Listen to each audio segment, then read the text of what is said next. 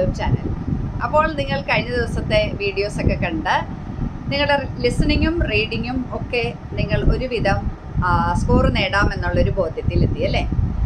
അപ്പോൾ കുറേ കുട്ടികൾ വീണ്ടും റിക്വസ്റ്റുമായി വീണ്ടും വന്നു. ഈ റൈറ്റിങ്ങിൽ ഉള്ള അബ്രിവിയേഷൻസ് എല്ലാം അവർക്കറിയാത്തത് കൊണ്ട് അവരുടെ റൈറ്റിംഗ് ടാസ്ക് പ്രോപ്പറായി എഴുതുവാൻ സാധിക്കുന്നില്ല.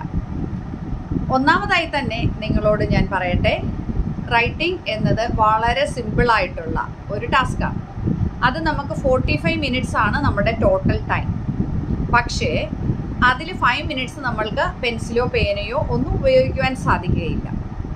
അപ്പോൾ നമ്മൾ എന്ത് ചെയ്യണം? പെൻസിലും പേനയും ഉപയോഗിക്കാൻ സാധിക്കാത്തത് കൊണ്ട് നമുക്ക് ആ സമയം നമ്മളുടെ റൈറ്റിംഗ് ടാസ്ക് പ്രോപ്പറായിട്ട് വായിച്ചെടുക്കുവാൻ സാധിക്കും. റൈറ്റിംഗ് ടാസ്ക് പ്രോപ്പറായി വായിച്ച് മനസ്സിലാക്കിയാൽ നമുക്ക് അതിൻ്റെ പകുതി ജോലി തീർത്തു എന്നാണ് ഞാൻ പറയുന്നത്. കാരണം ഇതാർക്കാണ് എഴുതേണ്ടതെന്നും ആരാണ് പേഷ്യൻ്റ് എന്നും എന്താണ് പർപ്പസ് എന്നും നമുക്ക് ആ ടാസ്കിൽ നിന്ന് തന്നെ മനസ്സിലാകും. അപ്പോൾ ടാസ്ക് ഒരു 3-4 തവണ മനസ്സിരുത്തി വായിക്കുക. അതുകൂടാതെ ആ ലെറ്റർ കംപ്ലീറ്റ് ഒരു തവണയെങ്കിലും വായിച്ചതിന് ശേഷം നമുക്ക് കാര്യങ്ങൾ മനസ്സിലായി തുടങ്ങും. അപ്പോൾ ആ 5 മിനിറ്റ്സ് കഴിഞ്ഞ ഉടനെ തന്നെ നമ്മൾ ഒരു പെൻസിൽ എടുത്ത് വീണ്ടും ഒരു 5 മിനിറ്റ്സ് നമ്മൾ മനസ്സിരുത്തി ഈ വായിച്ച കാര്യങ്ങൾ അണ്ടർലൈൻ ചെയ്തു പോകുക. ആരാണ് പേഷ്യൻ്റ്, ആ പേഷ്യൻറ്റിൻ്റെ അണ്ടറിൽ പർപ്പസ്, പിന്നെ നമ്മുടെ റീഡർ, ഇവർക്കൊക്കെ അണ്ടർലൈൻ ചെയ്തു പോവുക. പിന്നെ നമ്മളുടെ ഇൻട്രൊഡക്ഷൻ പാരഗ്രാഫിൽ നമ്മൾ നോർമലി നമുക്ക് എന്താണ് വേണ്ടത്? നമുക്ക് 3 കാര്യങ്ങളാണ് അവിടെ ഹൈലൈറ്റ് ചെയ്യേണ്ടത്. ആരാണ് പേഷ്യൻ്റ് എന്നും, എന്താണ് പർപ്പസ് എന്നും, എന്താണ് കണ്ടീഷൻ എന്നും, അല്ലേ? ഈ 3 P ഓർത്തിരുന്നാൽ മതി. Patient name, purpose of the letter and problem of the patient. ഈ 3 കാര്യങ്ങളാണ് നമ്മൾ വളരെ കൃത്യമായിട്ട് ഓർത്തിരിക്കേണ്ടത്. അപ്പോൾ ഈ 3 കാര്യങ്ങൾ എങ്ങനെ കോർഡിനേറ്റ് ചെയ്ത് എഴുതണമെന്ന് പല വീഡിയോസിൽ ഞാൻ ഇട്ടിട്ടുണ്ട്. ഇൻട്രൊഡക്ഷൻ മാത്രമായിട്ടും ആ ഓരോരുത്തർക്ക് എഴുതേണ്ട ഇൻട്രൊഡക്ഷൻ എങ്ങനെയാണെന്നും ഞാൻ വീഡിയോസ് ഇട്ടിട്ടുണ്ട്. കാണാത്തവരായി ആരെങ്കിലും ഉണ്ടെങ്കിൽ ആ വീഡിയോ ഒന്നുകൂടി പോവുക. അതിൻ്റെ ലിങ്ക് ഞാൻ ഡിസ്ക്രിപ്ഷൻ ബോക്സിൽ ഇട്ടേക്കാം. ഓക്കെ, അപ്പോൾ ഇൻട്രൊഡക്ഷൻ സെറ്റ് ചെയ്യുക ഫസ്റ്റ്. അപ്പോൾ ആ ഇൻട്രൊഡക്ഷന് വേണ്ട 3 കാര്യം നമ്മൾ ഹൈലൈറ്റ് ചെയ്ത് വെച്ചാൽ നമുക്ക് റഫായിട്ട് തന്നെ ഈ നമ്മുടെ ക്വസ്റ്റ്യൻ പേപ്പറിൻ്റെ ഒരു സൈഡിൽ നമുക്ക് കുറച്ച് വേസ്റ്റ് പേപ്പർ, വേസ്റ്റ് മീൻസ് നമുക്ക് റഫായിട്ട് എഴുതുവാനുള്ള പ്ലേസ് ഉണ്ട്. ആ പ്ലേസ് നമ്മൾ റഫായിട്ട് ഒരു ലെറ്റർ എഴുതാനായിട്ട് വിനിയോഗിക്കുക. അപ്പോൾ നമ്മൾ ഈ 3 കാര്യം ചേർത്ത് നമ്മൾ just the purpose of this letter is to refer mister X, അങ്ങനെയുള്ള കാര്യങ്ങൾ നമ്മൾ ജസ്റ്റ് ഒന്ന് റഫായിട്ട് റണ്ണിങ് ലെറ്ററിൽ എഴുതുക. പിടിച്ചൊന്നും എഴുതണ്ട, റണ്ണിങ് ലെറ്ററിൽ എഴുതുക. അപ്പോൾ ഈ 5 മിനിറ്റ്സ് കൊണ്ട് തന്നെ നമുക്ക് അണ്ടർലൈൻ ചെയ്യാനും ആ ഇൻട്രൊഡക്ഷൻ സെറ്റ് ചെയ്യാനും സാധിക്കും. വീണ്ടും ഒരു 5 മിനിറ്റ്സ് എടുത്തിട്ട് നമ്മുടെ ബോഡി പാരഗ്രാഫ് സെറ്റ് ചെയ്യുക. ബോഡി പാരഗ്രാഫിൽ വരുമ്പോൾ നമുക്ക് സെക്കൻഡ് പാരഗ്രാഫ് വരുന്നത് അക്കോർഡിംഗ് ടു ദ കണ്ടീഷൻ ആണ്. കാരണം സിറ്റുവേഷൻ അനുസരിച്ചും ടൈപ്പ് ഓഫ് ലെറ്റർ അനുസരിച്ചുമാണ്. കാരണം ഒരു റഫർ ലെറ്റർ ആണോ, അത് ഒരു ആർക്കാണ് എഴുതുന്നത്, റീഡർ ആരാണ് എന്നതിനനുസരിച്ച് നമ്മുടെ പാരഗ്രാഫ് ചിലപ്പോൾ മാറി വരും. ചില സിറ്റുവേഷനിൽ നമുക്ക് കറണ്ട് കണ്ടീഷൻ സെക്കൻഡ് പാരഗ്രാഫിൽ എഴുതുന്നതിലും നല്ലത് എപ്പോഴും പാസ്റ്റ് ഹിസ്റ്ററിയിൽ നിന്ന് തുടങ്ങുന്നതായിരിക്കും. ഇപ്പോൾ വിസിറ്റൊക്കെ പറയുന്ന സമയത്ത് ടുഡേയ്സ് വിസിറ്റ് പറയുന്നതിലും ടുഡേയ്സ് വിസിറ്റിലേക്ക് എത്തിച്ചേരുന്നതിന് മുൻപ് നമ്മൾ ചിലപ്പം ഇനിഷ്യൽ വിസിറ്റ് പറയുന്നതായിരിക്കും കുറേ കൂടെ ക്ലാരിറ്റി കിട്ടുക. അപ്പോൾ നമുക്ക് വേണമെങ്കിൽ ഇനിഷ്യൽ വിസിറ്റിൽ നിന്നും അല്ലെങ്കിൽ ഫസ്റ്റ് വിസിറ്റിൽ നിന്നും then subsequent visit, then today's വിസിറ്റിലേക്ക് എത്താം. പക്ഷേ ചില സിറ്റുവേഷനിൽ ടുഡേയ്സ് വിസിറ്റ് പറഞ്ഞാലാണ് പാസ്റ്റ് വിസിറ്റിലേക്ക് നമുക്ക് പോകുന്നത് നല്ലത്. അപ്പോൾ അത് according to the readers requirement അനുസരിച്ച് നമ്മൾ ഇതിനെ ഓർഗനൈസ് ചെയ്യാൻ ശ്രമിക്കണം.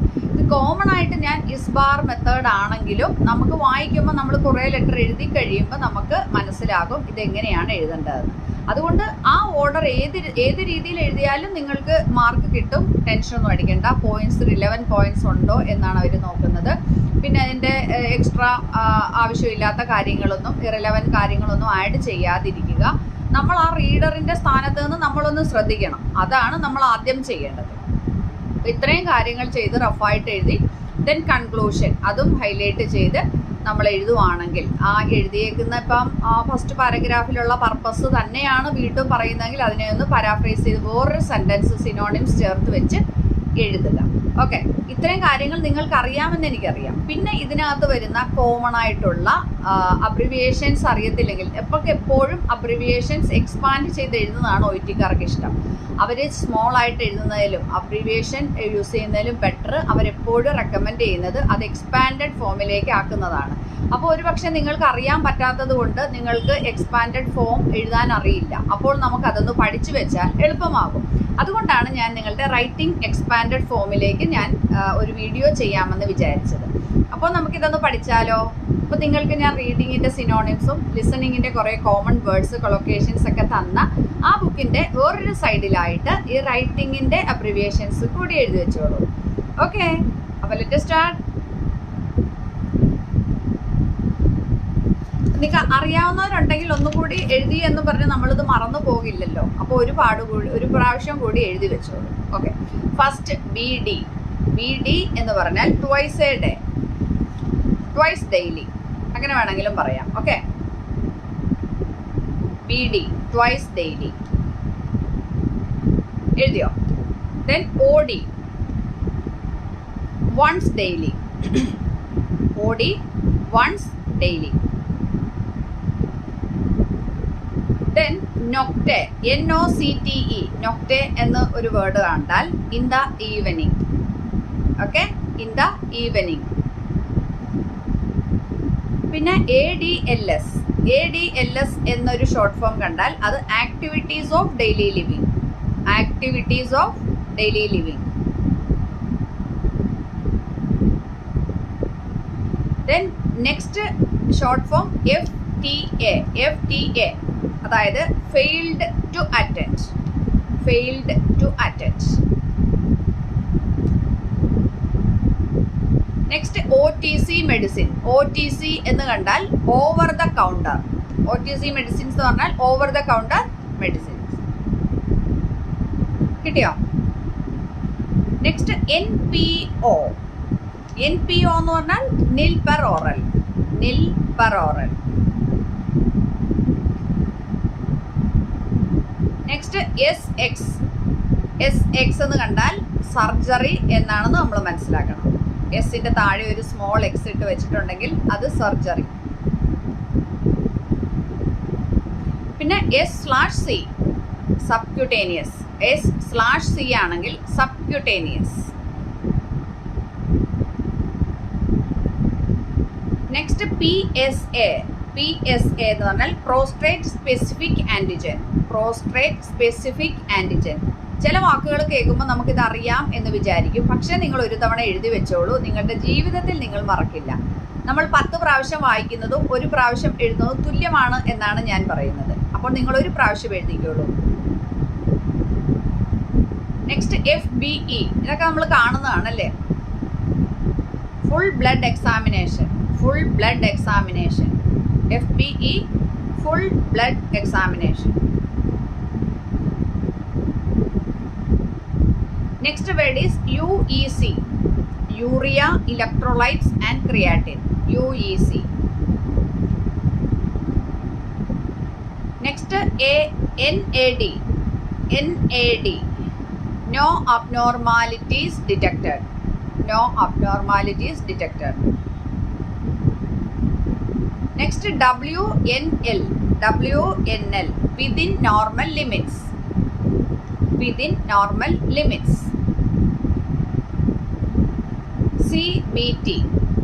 CBT cognitive behavioral therapy.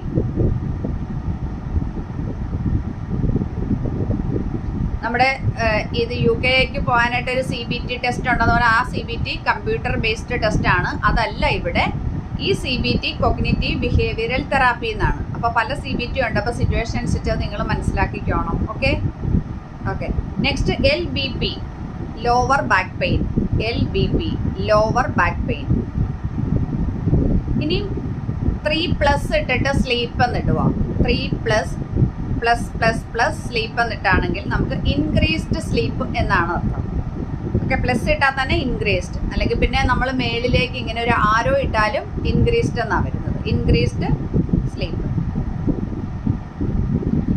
R/O, R/O, അതായത് rule out. Rule out.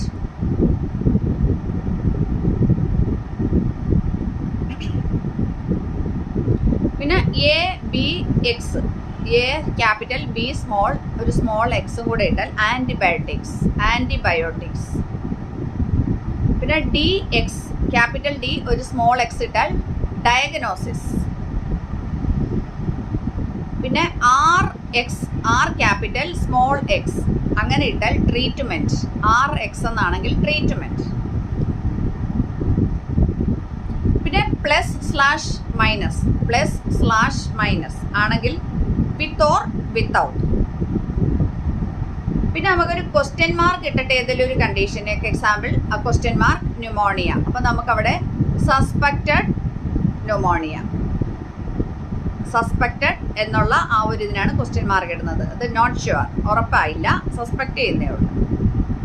Then നമുക്ക് ഒരു ഹാഷ് സിമ്പൽ ഇങ്ങനെ 2 വര ഉൾട്ടായും 2 വര ഇട്ടാൽ അത് ഫ്രാക്ചർ. നമുക്കറിയാം എങ്കിലും ഞാൻ പറഞ്ഞു തരുക, fracture. Next TDS thrice daily.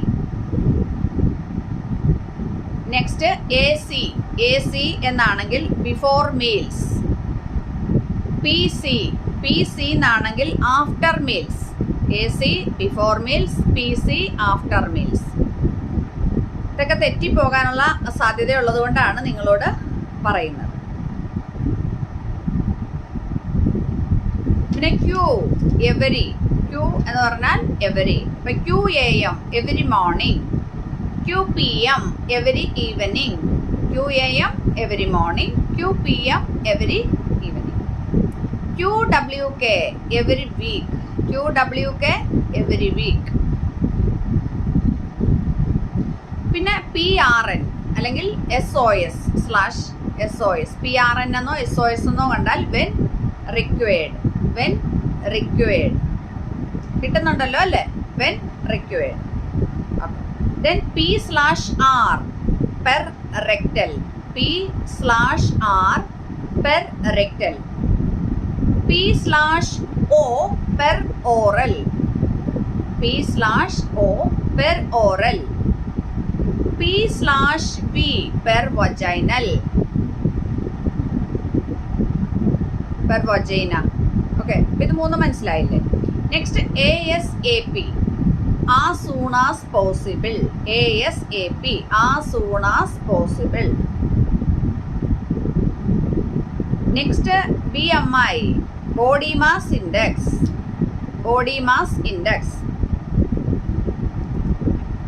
Next C/O complaints of, C/O complaints of. D/C discharge, D/C discharge.